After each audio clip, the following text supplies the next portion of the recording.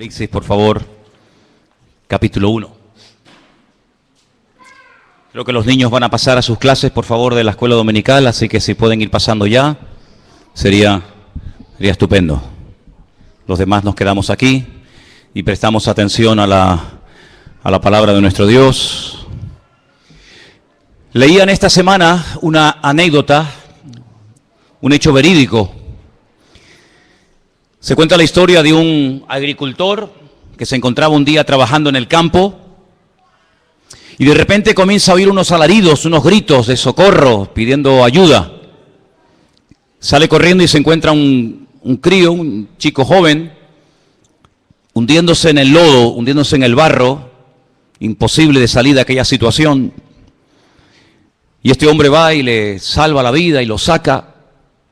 Y al día siguiente aparece por aquella propiedad, por aquella finca, el padre de ese niño. Vino no solamente a darle gracias, sino que además también vino para, de alguna manera, recompensar el detalle tremendo que había tenido este hombre de haber salvado la vida de su hijo. El agricultor no quiso aceptar en ningún momento ningún dinero, ningún tipo de recompensa, sino dijo, en absoluto, no hice esto por dinero, ni muchísimo menos, sino que incluso hasta lo volvería a hacer. Entonces este hombre le dice, bueno, pues permítame usted entonces pagarle los estudios a su hijo. Yo quiero pagarle una carrera y quiero que su hijo algún día pues saque una carrera y tenga unos estudios en la vida. El padre sí aceptó. Y cuenta la historia de que este niño fue a la escuela, se graduó, fue a la universidad, y hoy en día todos lo conocemos como el doctor Fleming, el doctor o el inventor o el creador de la penicilina. Pasaron los años y el hijo de este hombre que él había salvado cae enfermo. ¿Y saben a quién llamaron, verdad? Al doctor Fleming, que le salvó la vida. ¿Y saben quién era aquel niño que se estaba hundiendo, que por poco pierde la vida, que gracias a este Fleming pudo salvar la vida? Winston Churchill. ¿Qué les parece? Las vueltas que da la vida, ¿no? Las vueltas que da la vida. A veces hacemos cosas en la vida que no le damos como importancia, tanto en lo bueno como en lo malo. Decimos, eso no tiene importancia. Yo siempre digo que por encima de nosotros hay siempre un ojo que nos observa, un oído que nos oye y un Dios que lo sabe y lo conoce todo. Y cosas que a veces hacemos en el sentido negativo, que parece que nadie se ha enterado, que nadie se ha dado cuenta, siempre hay alguien que sabe lo que hemos hecho, en lo bueno y en lo malo. Y yo siempre digo que los pecados que Dios perdona son aquellos por los cuales pedimos perdón. Si no pedimos perdón por un pecado que hemos cometido, Dios no lo puede perdonar, porque Dios perdona aquello por lo cual pedimos perdón.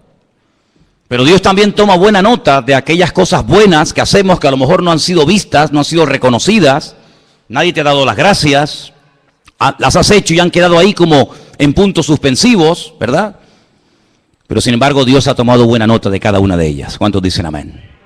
Si uno analiza objetivamente la vida del Señor Jesucristo, uno dice, Señor, tanto sacrificio, tantos milagros, tantas curaciones, ¿para qué? ¿Cómo te pagaron? ¿Cómo reaccionaron a la hora de la verdad todas aquellas personas que tú sanaste, que tú liberaste, que tú les cambiaste la vida? Bueno, sinceramente, al pie de la cruz no vemos a Lázaro, que vivía al lado. Betania de Jerusalén está como de aquí al barrio de la Salud, o menos. No estaban ni siquiera sus hermanas, aquellas que le habían suplicado, Señor, corre, date prisa, vente, que el que amas está enfermo. Allí no estaba María ni Marta. Oye, tampoco estaba aquel ciego que sanó en Jerusalén. No estoy hablando de uno que sanó en la otra punta del país, sino de aquel ciego que dice la Biblia que lo mandó al estanque de Siloé. Y dice que fue con barro en sus ojos y volvió viendo. Tampoco estaba. Bueno, por no estar, no estaban ni sus discípulos. No estaba Pedro, no estaba Santiago, no estaba Tomás, no estaba Mateo. No estaban sus discípulos, pero uno sí estaba. Sabemos quién es, ¿verdad? Juan. Y yo creo que hay detalles que en la vida marcan la diferencia. Lo que este agricultor hizo por aquel chico, que lo hizo desinteresadamente, sin esperar recibir recompensa alguna.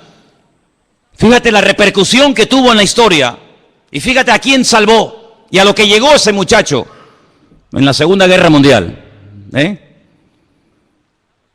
Y yo creo que en el sentido espiritual hay miles de detalles que podemos hacer a lo largo de nuestra vida, que Dios toma buena nota de ellos, y cuando llega el momento, el Señor, que toma siempre buena nota de nuestras acciones, pero más que de nuestras acciones, de la actitud con la que hacemos las acciones, porque podemos hacer muchas cosas, ¿verdad, hermanos? Pero ¿por qué las hacemos? ¿Cómo las hacemos? ¿Con qué actitud las hacemos? ¿Con qué actitud hemos ofrendado? ¿Con qué actitud hemos predicado? ¿Con qué actitud hemos hecho aquella obra? ¿Con qué actitud? Eso es lo que cuenta delante del Señor. Pues yo creo sinceramente que por el hecho de haber estado Juan al pie de la cruz, expuesto a que también le echaran mano y lo crucificaran a él, yo creo que el Señor lo recompensó, ¿sabes? No tengo un versículo que puedo utilizarlo como aval de lo que estoy diciendo, pero creo sinceramente que a veces hay detalles en la vida que hacemos para el Señor. Porque todo lo que hacemos en la vida, dice la Biblia, que tenemos que hacerlo no solamente en el nombre del Señor, sino para el Señor. ¿Cuántos dicen amén? No para ser visto, ni aplaudido, ni reconocido, sino para el Señor. Yo creo que por el hecho de haber estado Juan allí, también como no, jugándose la vida, allí al pie de la cruz, el Señor lo recompensó dándole la revelación más grande que jamás ningún ser humano ha tenido acerca de él. Y me refiero al último libro de la Biblia, el libro del Apocalipsis. Todos los discípulos murieron como mártires, salvo Juan y Judas, que se ahorcó. Todos los demás tuvieron muertes terribles, terribles. Pero Juan murió de muerte natural. Juan murió con casi 100 años de edad. Lo dije en una ocasión y lo quiero volver a repetir esta tarde. Si Juan, supongamos, para redondear las cifras, supongamos que fue llamado por el Señor para convertirse en uno de sus discípulos, más o menos, pone tú, 30 años. Si muere a los 100, este hombre ha estado 70 años de su vida sirviendo a Cristo. 70 años de su vida dando el callo de su vida, predicando de Él, de su palabra, de lo que vio, de lo que aprendió, de lo que experimentó. Él fue uno de los que subió al monte de la transfiguración, ¿os acordáis? Él vio a Elías, él vio a Moisés, él escuchó aquella conversación allí en el monte Tabor, y allí los vio hablando, ¿verdad?, de cómo sería su venida, su partida. Él vio cosas tremendas y él tuvo durante muchos años, él tuvo el privilegio de tener en su casa nada más y nada menos que a la madre de nuestro Señor Jesucristo. A Miriam o a María. ¿Cuántas preguntas le habrá hecho Juan a María, verdad? ¿Cuántas conversaciones alrededor de una mesa? Oye, ¿y cómo era él de niño? ¿Y cómo hablaba? ¿Y cómo se comportaba? ¿Y qué te dijo verdaderamente Gabriel? ¿Cuántas conversaciones en tantos años habrá mantenido Juan con María y María con él, verdad? Pero Juan llegó a ser el hombre que vivió más cerca del corazón de Cristo.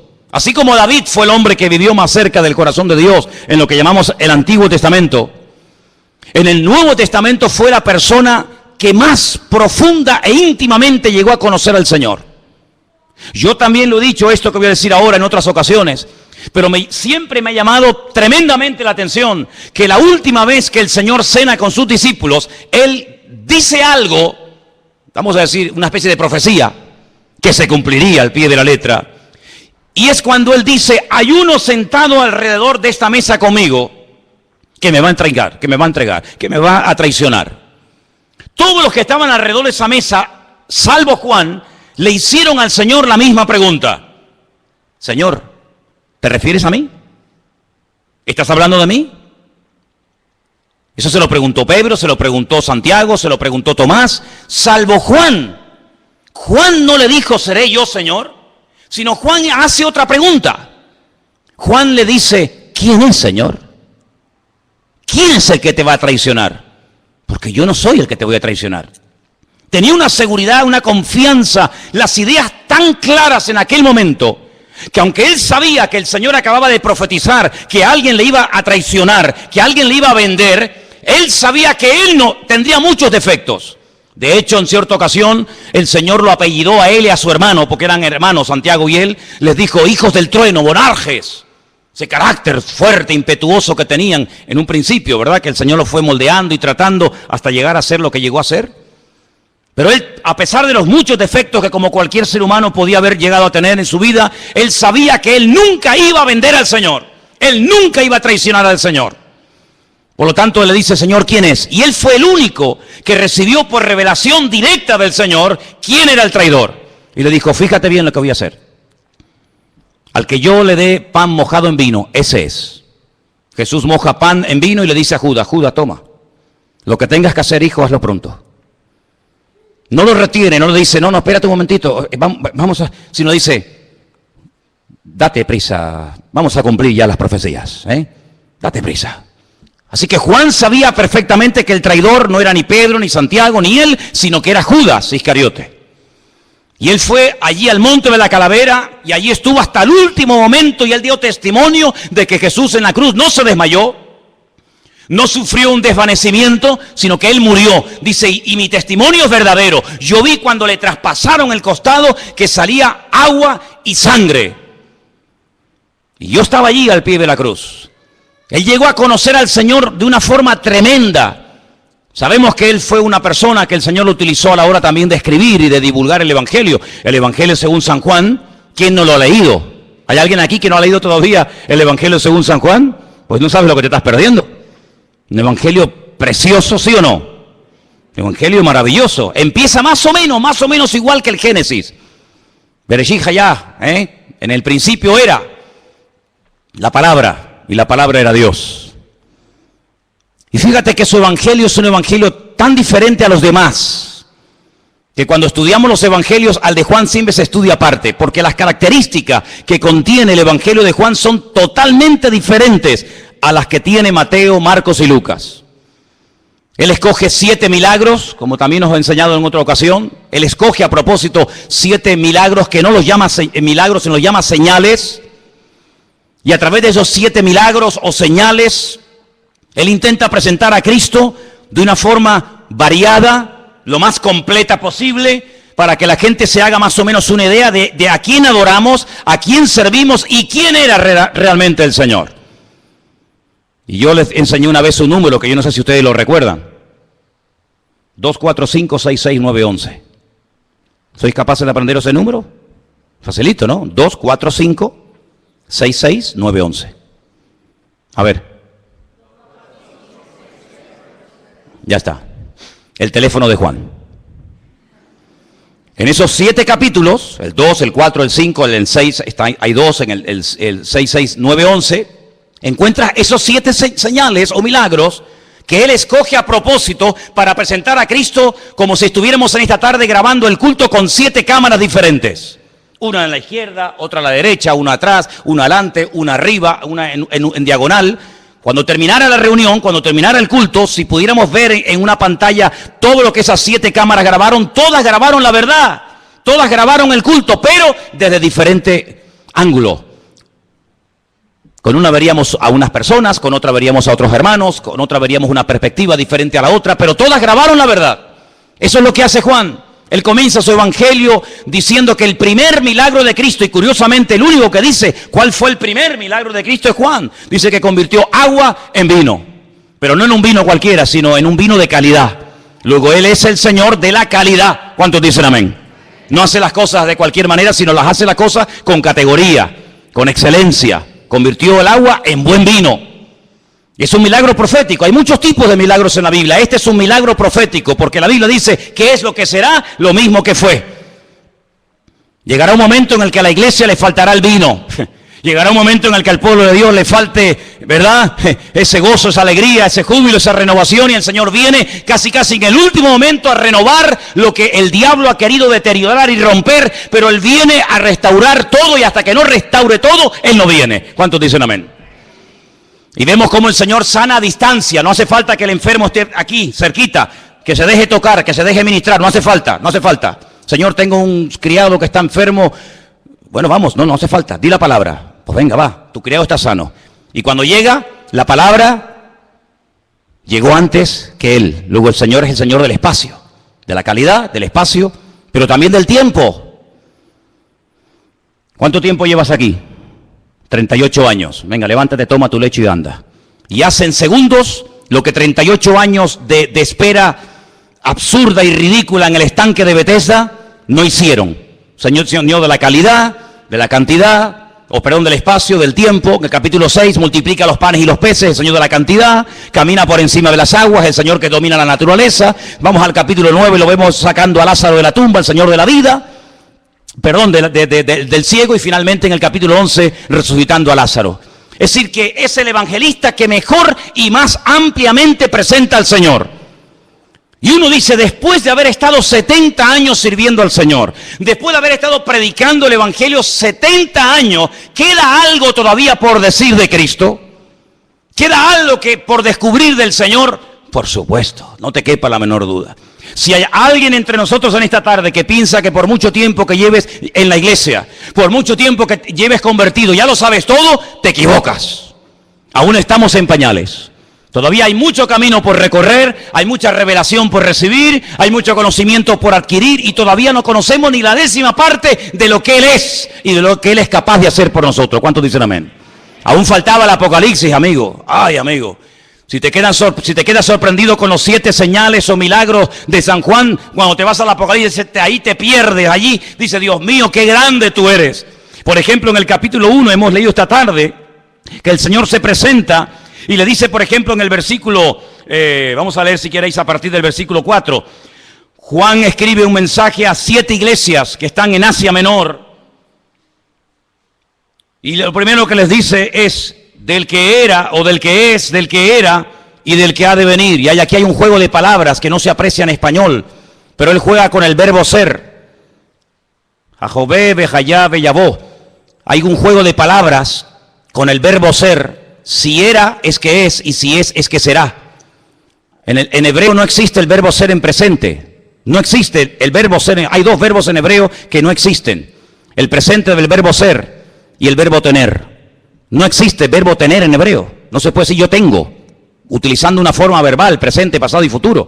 Sino que se emplean letras para convertir esas letras en pasado, en presente, en futuro o en algo temporal, porque lo que yo tengo es algo transitorio. ¿Qué tienes tú? Un coche, mañana te lo pueden quitar o robar. ¿Qué tienes tú? Una casa, mañana se puede quemar.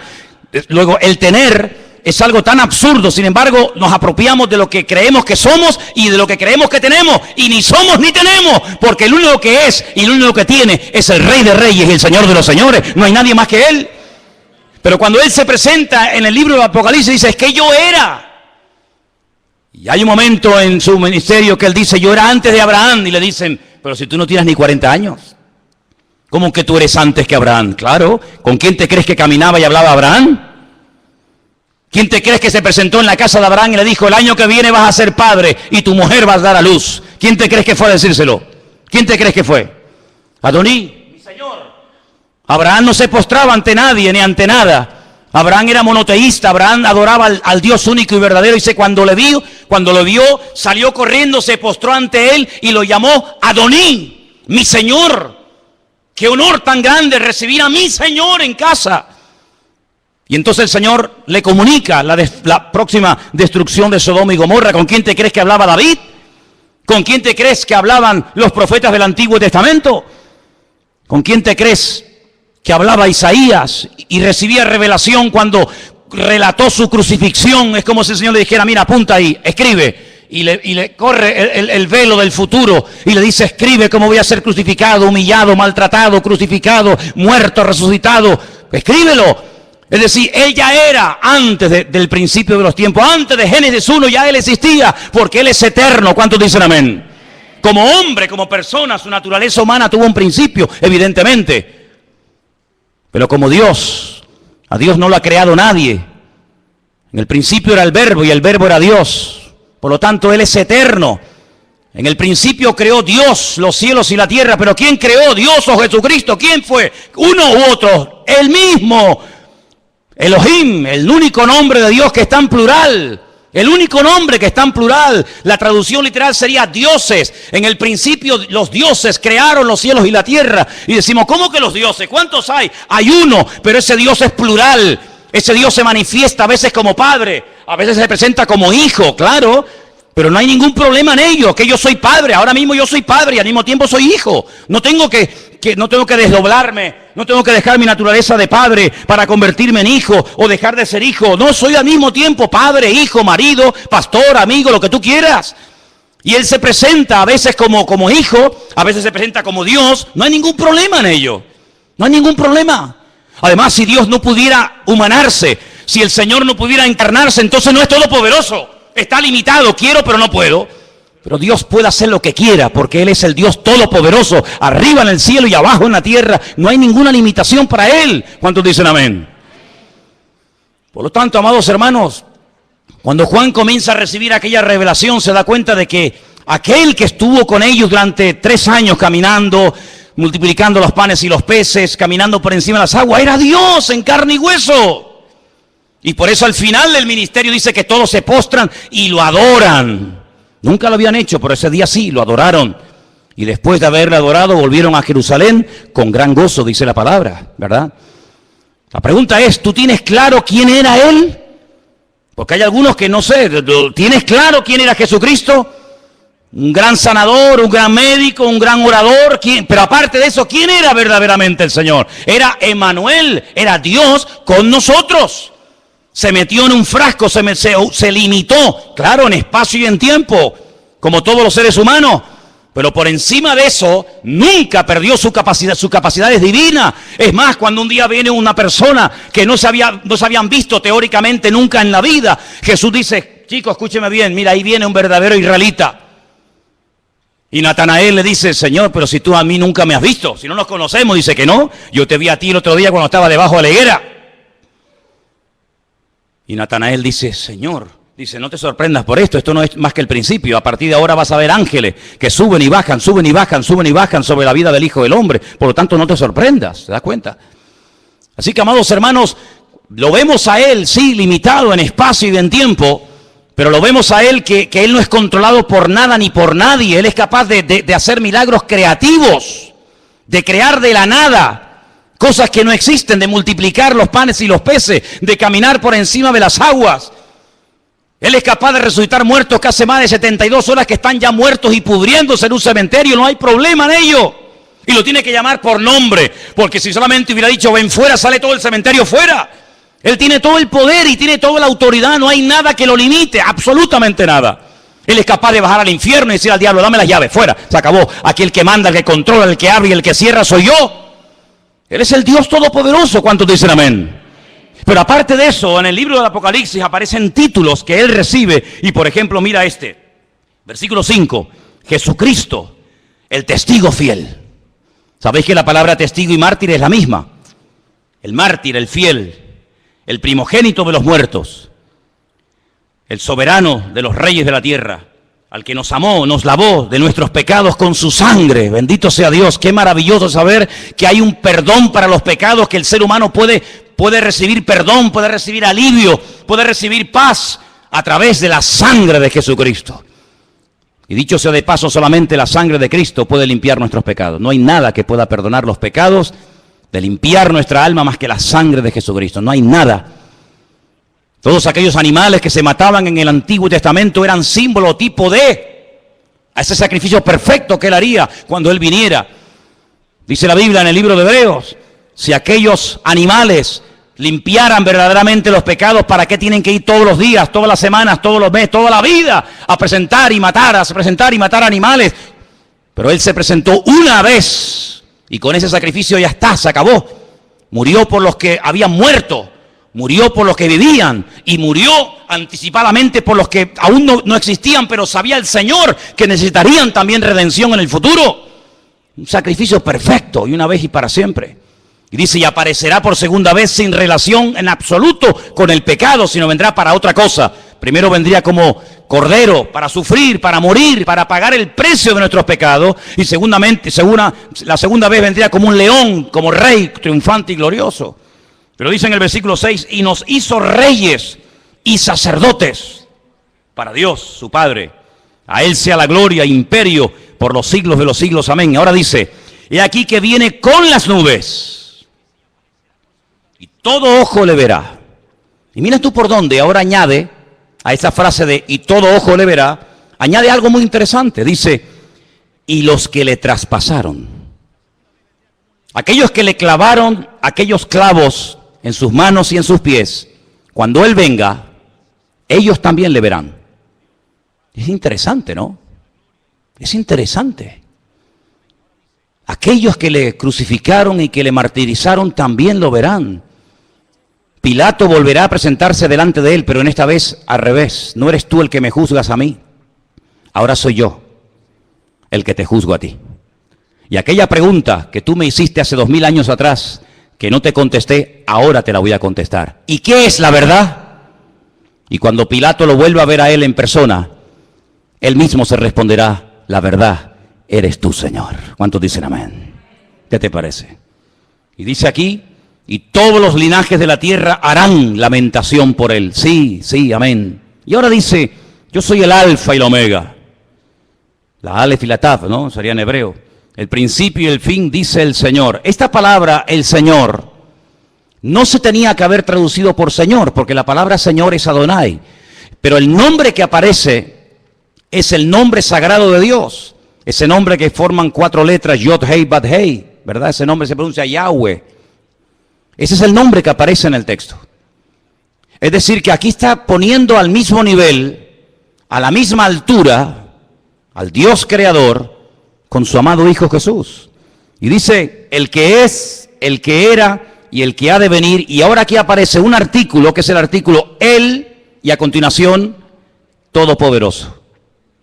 Si usted lee, por ejemplo, el Nuevo Testamento en hebreo, esas dos últimas palabras, el Todopoderoso, en hebreo dice El Shaddai. Pero Él en hebreo no es el artículo. En hebreo solamente hay un artículo, no hay el, no hay la, hay uno solo. Se pronuncia ja, solamente hay uno. Así que en hebreo no dice Ja Shaddai, el Todopoderoso, sino dice el Shaddai. Él en hebreo significa Dios y Todopoderoso significa Shaddai. Es el único nombre de Dios que se puede hacer con la mano, porque tiene 3 letras. Una letra que se llama Shin, una letra que se llama Dalet y una letra que se llama Yod. Shin, Dalet, Yod. Y se hace así. Este es el nombre de Dios. Shin, Dalet, Yod, Shaddai. Así que cuando el Juan está recibiendo esta revelación, está recibiendo una revelación de Dios, del Dios el Shaddai, que generalmente se traduce por el Todopoderoso, pero que realmente la traducción exacta no es esa, sino es el todo suficiente, más que el todopoderoso. El todo suficiente significa que Él no necesita de nada ni de nadie para ser lo que es. Jesús dijo, ustedes separados de mí no sois nada. Es que yo soy catedrático. Ustedes separados de mí, para mí no eres nada. Eres un 0 a la izquierda. Pero yo, sin ustedes, soy el Shaddai, soy el Dios Todopoderoso. Él no necesita ni de los ángeles, ni de los pastores, ni de la iglesia, ni de Israel, ni de la creación, ni de nada, ni de nadie para hacer lo que Él es, ni para hacer lo que Él hace. Porque Él es todo suficiente. Él no necesita materia prima para crear. Él es capaz de crear con el poder de su palabra. ¿Cuántos dicen amén? Es interesante que cuando Él crea al hombre, lo crea lo más parecido a lo que Él era. Pero hay atributos intrínsecos de Dios que no los transmite al hombre. Hay cosas que son de la naturaleza divina que nunca formaron parte de la naturaleza del hombre, en este caso de Adán. Y es el poder creativo. Dios no se lo confirió. Dios no le permitió al hombre tener poder con la palabra.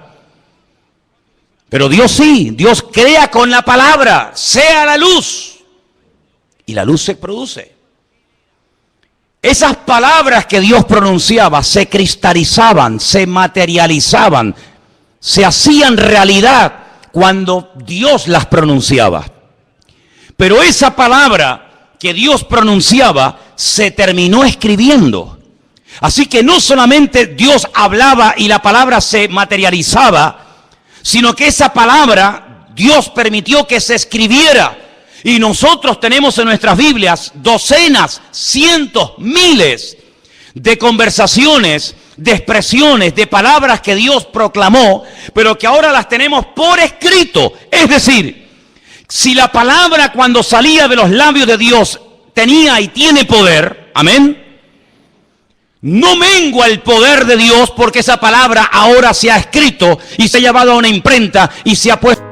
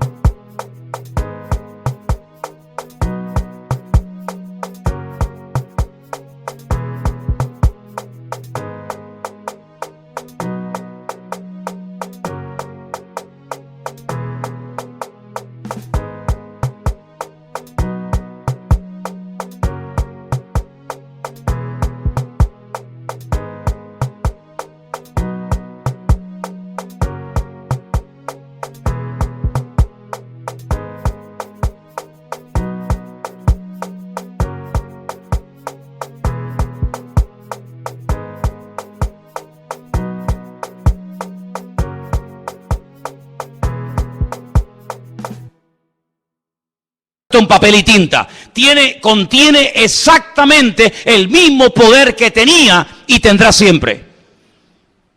Lo cual quiere decir que si en un momento de necesidad, de enfermedad, de problemas, de crisis, de angustia, de lo que sea, nosotros como pueblo de Dios nos encontramos en una situación difícil, crítica, podemos echar mano a un poder que es el poder más grande que existe sobre la faz de la tierra, y es el poder de la palabra de nuestro Dios.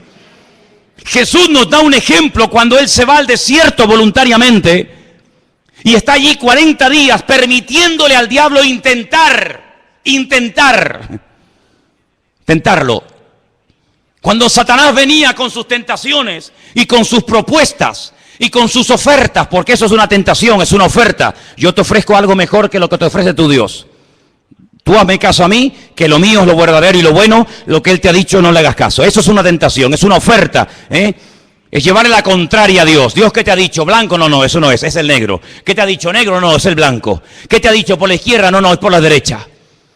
Luego, el Señor se expone voluntariamente a decir, venga, atácame, venga, tiéntame. ¿Con qué me quieres tentar? Fíjate, la primera tentación que le lanza, sabiendo de quién se trata, jamás el diablo nos tentaría a nosotros con ese tipo de tentación, porque él sabe que para mí no es una tentación poder convertir piedras en pan. ¿O usted tiene poder para convertir piedras en pan? Si tuviéramos poder para convertir piedras en pan, el horno del pan se va al garete. ¿Para qué voy a la panadería a comprar pan?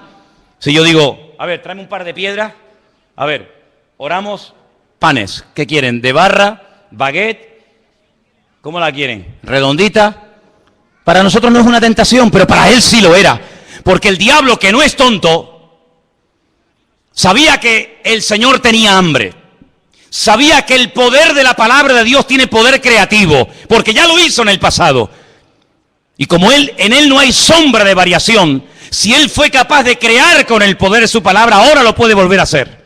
Por eso, convierte las piedras en pan y demuestra de esa manera que tú eres quien dices que eres.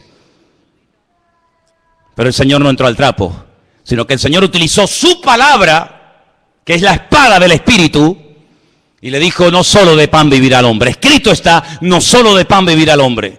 Y os dais cuenta de que el Señor Jesucristo no peleó cuerpo a cuerpo con el diablo. El Señor Jesucristo no entró en discusiones porque tú dijiste, porque yo te dije. No, sino echa mano del poder más grande delegado en este mundo, que es el poder de la palabra de Dios. Luego, lo que tú llevas en tu mano, en tu bolso, en la guantera de tu coche, lo que tú tienes encima en este momento es dinamita, mi hermano. Es un poder impresionante que el diablo lo conoce y lo sabe más que tú. Por eso lo que tenemos que hacer a partir de ahora, cuando vengan tentaciones, cuando vengan dificultades, búscate el versículo clave, claro, que no te venga el diablo con una tentación y le responde diciendo, Jesús lloró. No, porque eso no pega ni con cola, hijo. ¿Me entiendes? Sino tienes que conocer la palabra y echar mano del tesoro de tu corazón. Y decir, un momento, amigo, que hay un texto que viene ahora de perla, y entonces sacas el texto idóneo y rácata, le pegas al diablo y lo desbarata. ¿Por qué? Porque el poder de la palabra está en ella. ¿Cuántos dicen amén? Qué tremendo, ¿no? Qué tremendo. No me ha dado poder creativo a mi palabra, pero como su palabra mora en mí, cuando su palabra sale de mí como instrumento, tiene el mismo efecto y la misma repercusión en el mundo natural y en el mundo espiritual que en la época del Señor, que en la época del Antiguo Testamento, porque su palabra no ha cambiado. El cielo y la tierra pasarán, pero su palabra siempre permanecerá. Apláudale fuerte al Señor en esta tarde, hermano. La palabra de Dios tiene poder, aleluya. Es la espada del doble filo. La espada de doble filo. ¿Con qué le cortó la cabeza Goliat o David a Goliat? ¿Con qué se la cortó? Con la espada. Lo hirió con la piedra, pero lo mató con la espada. Hay gente que sabe tirar piedras. A veces no saben a quién apuntan, al que se ponga por delante. Pero si tiras piedras contra el enemigo, recuerda después utilizar la espada del Espíritu, porque la piedra era para tumbarlo, pero la espada era para rematarlo. Y eso es muy importante, que en la vida cristiana no dejes cabos sueltos. No digas, ay, ya no voy a fumar más, Señor, soy libre, pero tienes el cartón de Winston ahí dentro de la mesa noche. Le has pegado una pedrada, te sientes fuerte, estás eufórico, hoy estás subidito de fe, vas por la vida sacando las plumas del pavo real, y sales del culto que me voy a comer. Sí, pero allí tienes en el cartón lo tienes allí en la mesa noche, y llega un día, un bajón, te critican, te sale mal el negocio, no te salieron las cosas como tú esperabas, y entonces dices, bueno, total, una vez el Señor sabe, y ahí lo tienes. ¿Por qué? Porque hay que utilizar la espada y rematar la faena. Y nunca mejor dicho. ¿Cuántos dicen amén? Ahora fíjate qué interesante. El Todopoderoso,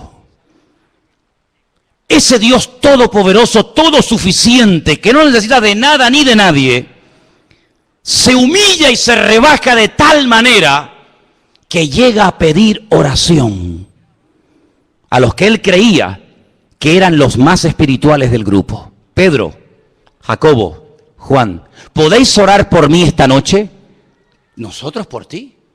Sí, porque hoy, en esta noche, en este momento, mi alma está triste hasta la muerte. ¡Qué humildad del Señor! ¡Qué humildad de pedir oración! El infierno estará lleno de soberbios y de orgullosos, que no quieren reconocer ni dar su brazo a torcer, que ya se pueden estar ahogando, ya se pueden estar hundiendo, pero siempre dan la imagen de que yo puedo y de que yo controlo. Sin embargo, el mismísimo Señor Jesucristo dijo, hoy pido oración. Hoy no voy a orar por los enfermos, hoy no voy a orar por ustedes, hoy les pido a ustedes que oren por mí. Y para entrar en Jerusalén pidió prestado un burro. Y para poder celebrar el pan y el vino, la Pascua, tuvo que pedir una casa prestada. ¿Y cuántas veces el Señor, hermano, como humano, 100% que era, abre su corazón y a veces hasta le tiene que pedir a una mujer, cosa que en aquel tiempo era algo terrible, y encima samaritana, decirle, me das un poco de agua, porque dice que venía cansado del camino, porque venía desde Jerusalén subiendo hacia Galilea. Y la mujer se le queda sorprendida diciendo, ¿quién tú? Tú, judío, hombre, varón, a mí, samaritana, pedirme un vaso de agua, cuando primero hombres y mujeres no se hablan nunca, ni en público ni en privado. Segundo, soy samaritana, tú eres judío. Sabes que entre nosotros hay un pique que no nos podemos ver en pintura, ni nosotros a ustedes, ni ustedes a nosotros. ¿Cómo me pides a mí un vaso de agua? Y el Señor, en vez de entrar en esa polémica absurda y ridícula, le dice, es que yo te estoy pidiendo a ti un vaso de agua. Pero si tú supieras quién te lo está pidiendo, tú a él le pedirías agua viva. Y ahí comienza una conversación que todos conocemos, que fue una conversación tremendamente interesante, donde al final termina el Señor descubriendo su corazón, pero de una manera tan maravillosa que le dice, vete y tráeme a tu marido, que quiero hablar también con él. Y le dice, Señor, es que no tengo marido. Bien has dicho, mujer, porque ya llevas 5, No sé si es que te los comes, si los pones en la picadora y los trituras, yo no sé lo que haces con ellos, pero ya has tenido 5, 5, Y el que ahora tienes tampoco es tu marido. Eres una ladrona que va saltando de cama en cama, robándole los hombres a las mujeres casadas. Por eso te vienes a las 3 de la tarde, al pleno sol del día, para que las mujeres no te vean. Pero yo estoy aquí esperándote. Pero yo no he venido para condenarte. Yo he venido para darte vida, y para darte vida en abundancia. Qué tremendo, hermanos. Ese Dios todopoderoso se rebaja y nos pide a nosotros, los seres humanos, que estemos con Él una noche orando por Él, que le demos un vaso de agua, que le abramos la puerta de nuestra casa para poder celebrar la Pascua, y tantos detalles. La cuestión está en que en este libro del Apocalipsis, Juan nos va a presentar al Señor de una forma tan impresionante que no hay en toda la Biblia, desde el Génesis hasta el Apocalipsis, no hay un libro, juntándolos todos, que te aporte tanta revelación, tanta sabiduría, tantas cosas interesantes de su naturaleza y de su carácter, como en el libro del Apocalipsis.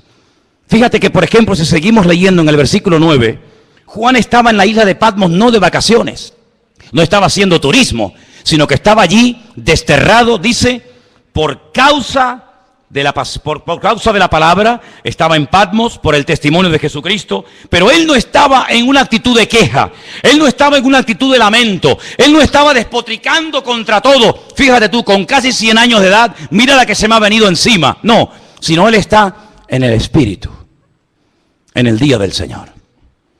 Como tenemos que estar todos y cada uno de nosotros, en el Espíritu, conectados con Él.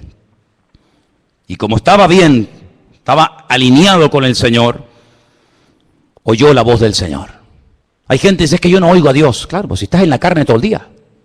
Si estás en la carne. Si es que apenas oras, apenas te congregas, apenas sabes algo de la Biblia. ¿Cómo te va a hablar Dios a ti? Es que aunque te hable no te enteras, porque estás en otra frecuencia. Pero mira cómo a este le hablaba y oía. Mira cómo a este le habla y sabe que es el Señor. ¿Por qué? Porque estaba en el Espíritu. No estaba despistado, y mira que tenía motivos para quejarse, para lamentarse. No, él estaba en línea con el Señor, y el Señor le habla, y entonces el Señor le dice, yo soy el alfa, el omega, el primero, el último, y le dice, escribe en un libro lo que ves, envíalo a las iglesias que están en Asia, y ahí menciona las famosas 7 iglesias del Apocalipsis. Pero en el verso 12 dice, y me volví. Luego el Señor le estaba hablando detrás, y él se tuvo que volver. No hay momentos en la vida, ¿no crees que puede haber momentos en nuestra vida, en nuestra relación con el Señor, en el que a lo mejor vamos demasiado rápido y lo hemos dejado a Él atrás? Porque vas a ver más adelante, si lees en el capítulo 3, que hay una iglesia que empezó el culto. Empezó el culto como nosotros esta tarde, cantando, alabando a Dios, un mensaje, una predicación, tal vez un testimonio, yo qué sé. Y dice la Biblia que el Señor se presenta a esa iglesia y está llamando a la puerta y dice, oye, que si alguno oye mi voz y abre la puerta, entraré a él, cenaré con él y él conmigo.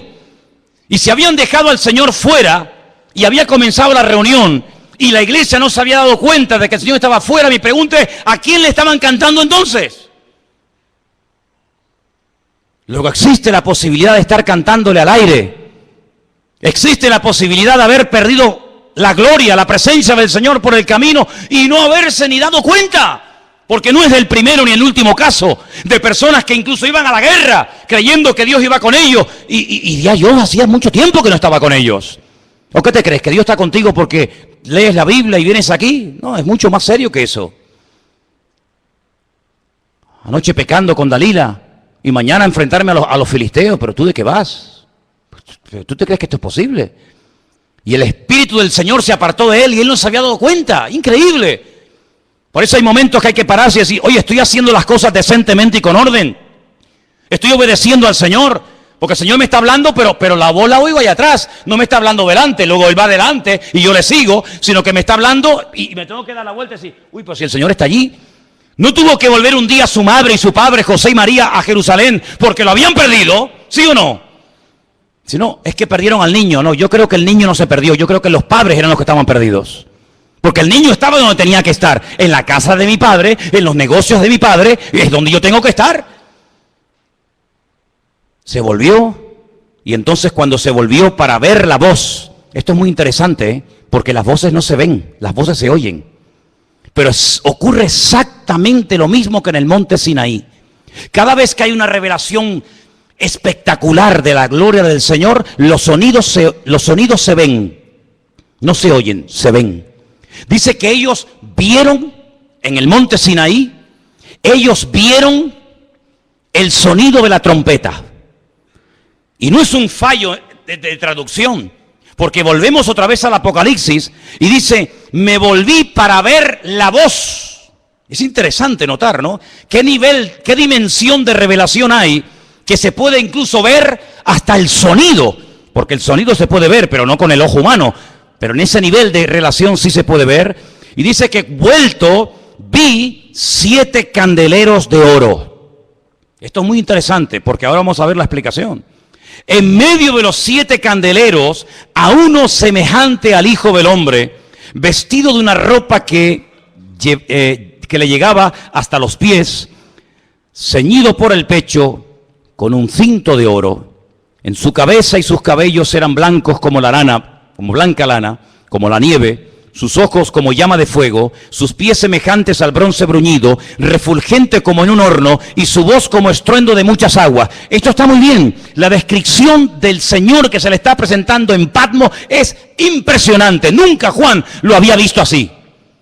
Nunca lo había visto así. Lo había visto desfigurado, lo había visto comiendo, lo había visto predicando, lo había visto echando fuera demonios, lo había visto sanando enfermos, lo había visto caminar por encima de las aguas, lo había visto de muchas formas, pero nunca lo había visto de esta forma, nunca. Entonces un nivel superior de comunión con el Señor. Pero antes de verlo a Él, antes de describir con esta exactitud como Salomón describe a la amada, o la amada describe al amado en el libro del Cantar de los Cantares, que lo describe con una exactitud, y cómo lo describe también porque lo conocía. ¿Y cómo sabía cómo eran sus piernas, sus pechos, sus ojos, sus orejas, sus pies, su cabello? Pues porque lo conocía. Porque es imposible poder describir a un hombre o a una mujer con esa perfección si tú no tienes ese nivel de intimidad, ese nivel de comunión. Pero mira cómo ella lo describe perfectamente. Dice, ¿habéis visto a mi amado? A mi amado, ¿de tu amado? ¿Y quién es tu amado? Dice, mi amado en un grupo de 10.000 destaca por encima de los demás y dice, porque mi amado es, y comienza a describirlo con una perfección tremenda. Pero ¿cómo lo conoce también? Amigo, porque cuando uno tiene comunión con el Señor, uno descubre el corazón de Dios, sabes cómo habla, cómo se mueve, qué le gusta, qué no le gusta, igual que en un matrimonio. Pero antes de verlo así y de describirlo, lo que ve son 7 candeleros. A mí me hace gracia cuando hay gente que dice, no, yo no he dejado de leer la Biblia, yo no he dejado de orar en casa, pero yo no me congrego. Entonces, ¿tú qué te estás inventando una Biblia a tu manera? ¿Un cristianismo paralelo? Porque lo primero que tuvo que ver Juan es a las iglesias. ¿Pero a cuáles? ¿Las más bonitas? ¿Las perfectas? No. Las iglesias donde había falsas profecías. Las iglesias donde había falsas doctrinas. Las iglesias donde había discrepancias los unos contra los otros. Las iglesias que decían, nos hemos enriquecido, de ninguna cosa tenemos necesidad. Y el Señor dice, ¿que no tenéis necesidad de nada? Si sois pobres, ciegos, desnudos y venturados, que no sabéis nada. Primero tienes que ver a mi pueblo, a mi cuerpo, a mis hijos, para después verme a mí. Hay muchos que quieren solamente tener una comunión con Él, pero dice la Biblia que si alguno dice que ama a Dios y aborrece a su hermano, tú eres un mentiroso. Y te lo digo así en la cara, tú eres un mentiroso. ¿Usted ama a Dios y no puedes ver a este en pintura? ¿Y no puedes ver a esta en pintura y cuando viene por aquí te haces el loco y vas por la otra calle para que no te vea? Usted es un mentiroso según la palabra de Dios. Porque dice que el que dice que ama a Dios y aborrece a su hermano es un homicida y es un mentiroso. ¿Por dónde empieza el amor a Dios? Si usted nunca ha visto a Dios, ¿sabe cómo es Dios? Usted nunca ha visto a Dios, nunca lo ha visto. Usted nunca ha oído la voz audible de Dios. Pero ¿dónde comienzo a descubrir a Dios? ¿Dónde comienzo a conocer al Señor? En el pueblo de Dios. Y cuando uno ve al pueblo de Dios, uno dice, pero Señor, es que tu pueblo no es perfecto. Claro, pero cuando tú conoces al pueblo de Dios, ¿sabes de quién te enamoras? ¿De quién? Cuando tú ves a los hermanos, cuando tú ves al pueblo de Dios, cuando tú ves el estado de las iglesias, ¿de quién te enamoras? Algunos dicen de los hermanos, ¿sí? No me digas, qué espiritual. Cuando yo veo a los hermanos y veo las iglesias y veo las congregaciones, yo me enamoro de Dios. Porque yo digo, qué grande eres tú, Señor. Que con lo malo que somos, con lo envidiosos y orgullosos y esto que somos, qué grande eres tú, Señor, para amar a este pueblo en el cual yo me siento parte, porque es imposible que si no es por un amor sobrenatural, es imposible que Dios nos ame, porque el que nosotros le amemos a Él es lógico y normal, lo decía anoche. ¿Quién no se va a enamorar de un Dios que cuando estás enfermo te sana? ¿Quién no se va a enamorar de un Dios que cuando caes te levantas? ¿Quién no se va a enamorar de un Dios que cuando te sientes solo te hace compañía? Es normal, pero ¿quién se va a enamorar de un pueblo como nosotros? Solamente Él. ¿Por qué? Porque Dios es amor. Dale ese fuerte aplauso al Señor en esta tarde, aleluya. Por eso cuando te veo a ti, me enamoro de Dios, aleluya. Bendito sea Dios, bendito sea Dios. Y dice aquí, cuando le vi, versículo 17, caí como muerto a sus pies. Caí como muerto a sus pies. Aquel que fue capaz de recostarse sobre el pecho del Señor, nivel de comunión y de intimidad alucinante, ahora le ve y no puede resistir la gloria, la presencia del Señor, y dice que cae como muerto a sus pies. Pero el Señor pone su diestra sobre mí y me dice, no temas, yo soy el primero y el último, el que vivo y estuve muerto, mas he aquí que vivo por los siglos de los siglos. Amén. Tengo las llaves, aleluya. Tengo las llaves de la muerte y del Hades. Escribe las cosas que has visto, las que son y las que han de ser después de estas. Y ahora le explica lo que vio al principio de la visión. El misterio o la explicación de las 7 estrellas que has visto en mi diestra y de los 7 candeleros de oro es el siguiente. Toma nota. Las 7 iglesias son los ángeles de las 7 iglesias y los 7 candeleros que has visto son las 7 iglesias a las cuales él les escribe el libro Apocalipsis. Éfeso, Mirna, Tiatira, Pérgamo, la Odisea, etcétera, etcétera. Por lo tanto, amados hermanos, estamos viviendo en unos tiempos en los que no podemos separar lo que es el pueblo del Señor del pueblo. No podemos crearnos un evangelio ni una Biblia diferente a la que tenemos. La vida cristiana no se ha diseñado por el Señor para vivirla independientemente los unos de los otros, sino el Señor nos ha diseñado como nos diseñó el cuerpo humano, en una interdependencia los miembros los unos de los otros tremendo. De tal manera que todos los miembros de nuestro cuerpo se necesitan los unos a los otros. Y hay de un miembro de nuestro cuerpo que por lo que sea, por enfermedad, por deterioro, por lo que sea, se enferma, se estropea, se enferma. Tenemos un problema tremendo. Porque no hay ningún miembro de nuestro cuerpo que haya sido creado para sustituir a otro. Por eso a veces hay que poner prótesis. Por eso a veces hay que poner trozos de vena o corazones, a veces hasta de plástico, y a veces hay que poner piernas y brazos. ¿Por qué? Porque el ser humano no es como un pulpo que pierde un brazo y a los 3 meses tiene otro, O como un lagarto que sale corriendo y deja la cola para que no lo mate y a las pocas semanas tiene otra cola. El ser humano no. Lo que pierdes, ya no lo puedes recuperar más.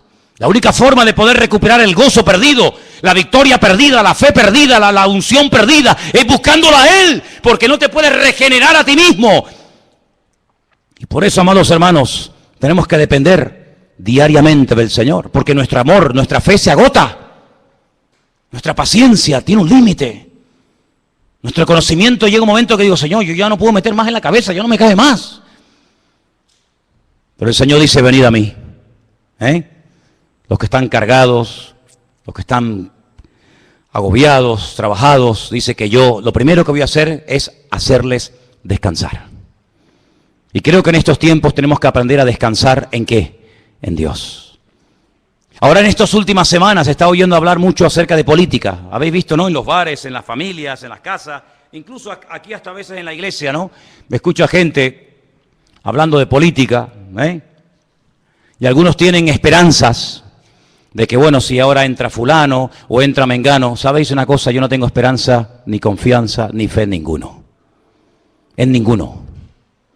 Maldito el hombre que confía en el hombre. Y algunos, como si le dieran comisión, ¿no?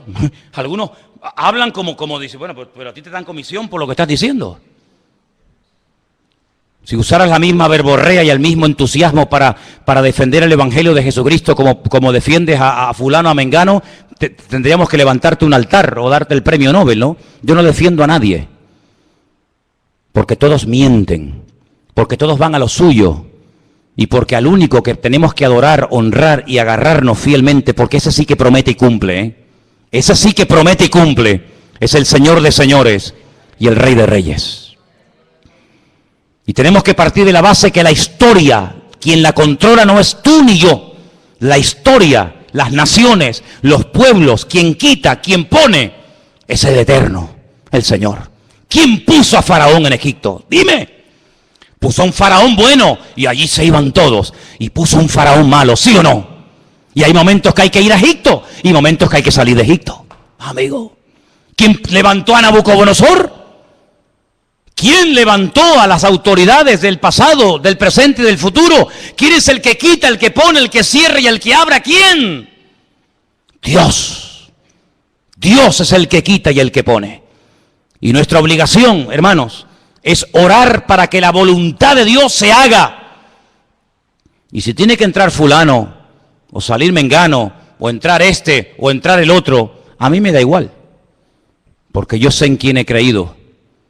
Y yo sé que a veces, para que el pueblo de Dios se acerque más al Señor, se tienen que poner las cosas difíciles. Tenemos la tendencia, los cristianos europeos, tenemos la tendencia, las iglesias de Europa, de esta parte del mundo, de orar para que no vengan cosas malas, de orar para que no venga persecución, de orar para que todo vaya mejor, de orar para que entre el mejor, el más no sé qué. No me digas. Y sin embargo tú analizas cómo está el nivel de la iglesia en otras partes del mundo y le ha pasado por encima a la iglesia de Europa. Países donde hay guerras, persecuciones, matanzas, crucifixiones, hermanos degollados. Y sin embargo no dejan de orar y de buscar al Señor. He estado en lugares donde no hay la libertad que tenemos aquí, bueno, la supuesta libertad que tenemos aquí. Y sin embargo he visto un nivel de fe y de crecimiento y de madurez mucho más elevado que el que tenemos aquí con toda la famosa democracia y con todas las historias. Por lo tanto, amados hermanos, al que tenemos que buscar es al Señor. Buscarlo a Él, que se haga la voluntad de Dios. Y si Dios tiene que levantar a un Nerón, que lo ponga el Señor. Y si Dios tiene que quitarlo, pues que lo quite. Y si Dios tiene que levantar a un Ciro, como levantó en el Antiguo Testamento a un rey pagano, para financiar la obra de Dios, pues que lo levante. Así que, amados hermanos, pongamos la confianza en el Cristo resucitado, porque Él no está muerto, Él está vivo. No pongas la confianza en la pensión, no ponga la confianza en sus ahorros, pon la confianza en Dios.